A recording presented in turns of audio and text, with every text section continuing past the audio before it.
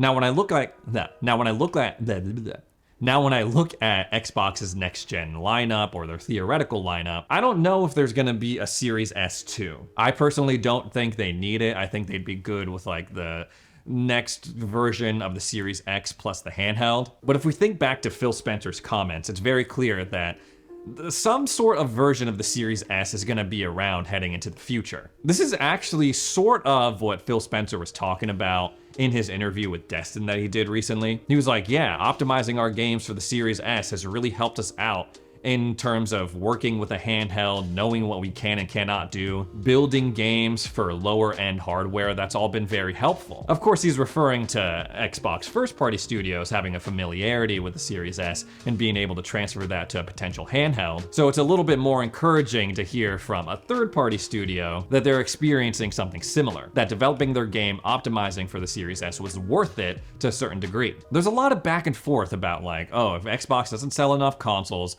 third-party devs aren't gonna wanna work with them, put their game, make an Xbox version of their game. I don't know if that's eventually gonna come to pass, but if it ever does, I don't think it's gonna be the Series S's fault. Now, this is also assuming that a studio has the time and the money to optimize for the Series S. Warhorse, you know, it's not the biggest team in the world, but it's a good size. Same thing for like Treyarch or From Software. They probably have the money and the manpower to throw and figure things out for their game and the Series S. I'm not saying it's easy, I'm not saying it's ideal, but it's really cool seeing what studios and these games can get out of the Series S when they have the time and the money.